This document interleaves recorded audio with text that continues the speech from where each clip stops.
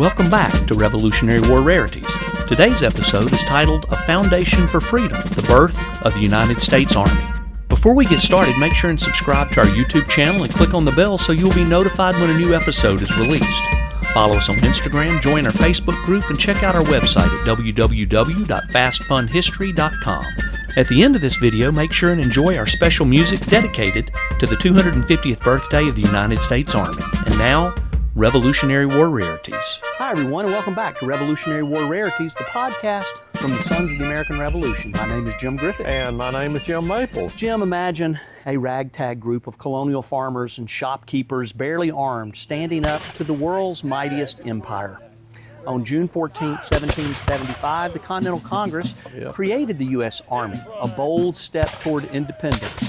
Why does this birthday matter to the Revolution and to today's military? Well, Jim, because it is a story of defiance and a story of duty. Picture militia bands uniting under a single banner, forging a force to challenge the British Redcoats. The U.S. Army's birth marked the colony's resolve to fight for liberty, a legacy that still shapes our nation's defense. Let us explore this pivotal moment further. So let's start in Philadelphia in 1775. The Second Continental Congress meets at today's Independence Hall amid chaos. The battles of Lexington and Concord on April the 19th have sparked war. American militia forces surround British-held Boston, but they are disorganized, short on supplies, and they lack any degree of unity. The good news is that Congress recognizes the need for a real army to face Britain's professional forces. So Jim, on June the 14th, 1775, Congress acts. They vote to form the Continental Army, adopting the New England militia as its core. They authorize 6 companies of expert riflemen from Pennsylvania, Maryland, and Virginia to join the fight. This is no small decision.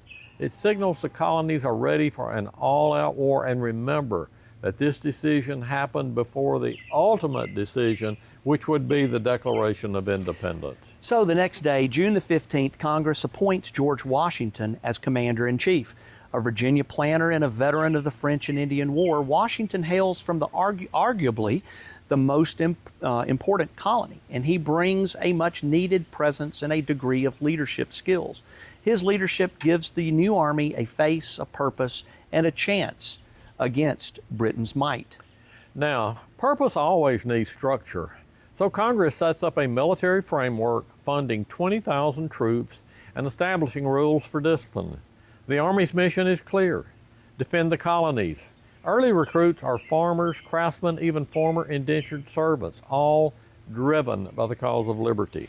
The significance is immediate. The Continental Army's formation transforms scattered militias into a unified force. By July of 1775, Washington takes command in Cambridge, Massachusetts, organizing the siege of Boston. His army, though raw, forces the British to evacuate the city by March of 1776. The Army's birth also shifts the war's tone.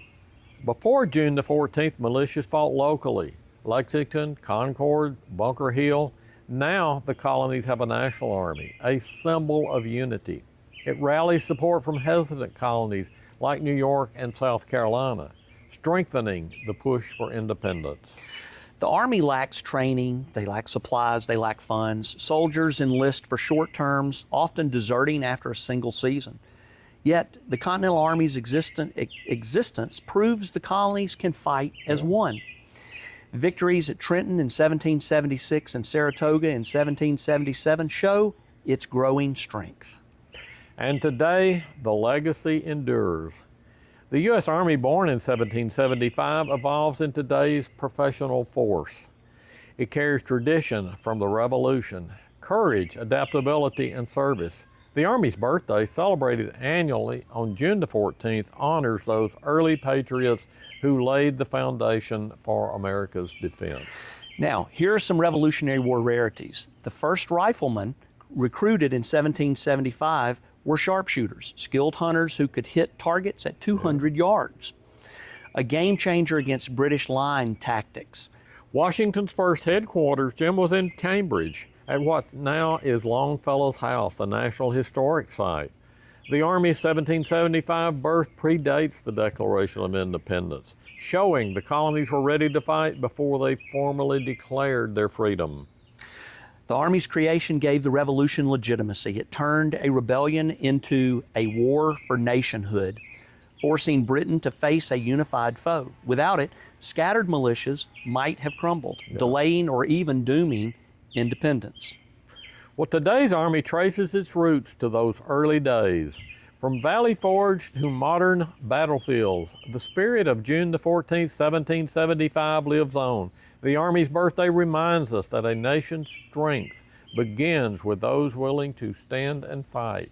And that, my friends, is a Revolutionary War rarity. And yet again, we discover how we arrive where we are today. The U.S. Army's birth was a bold leap, forging a force that secured liberty and shaped a nation's future.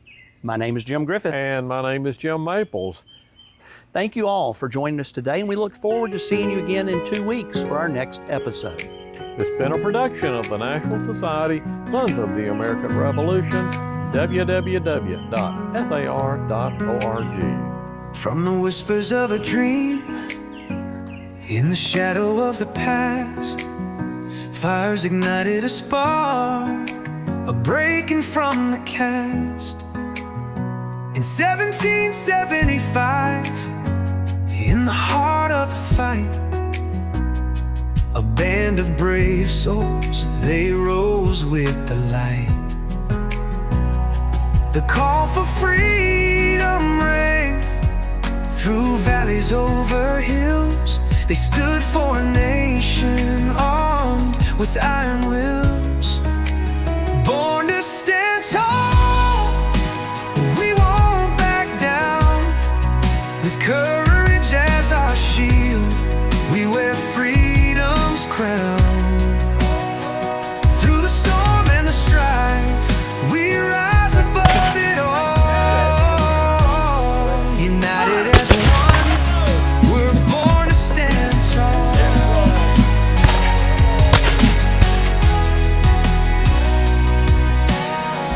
Through battles and blood, through the fire and the cold, legends were stitched in the fabric of gold. With every march and every stand, history carved our fate. The army of the brave, forging paths never late. From the fields of Concord to Yorktown's proud claim, they fought for honor, not for glory or name. Born to stand tall, we won't back down. With courage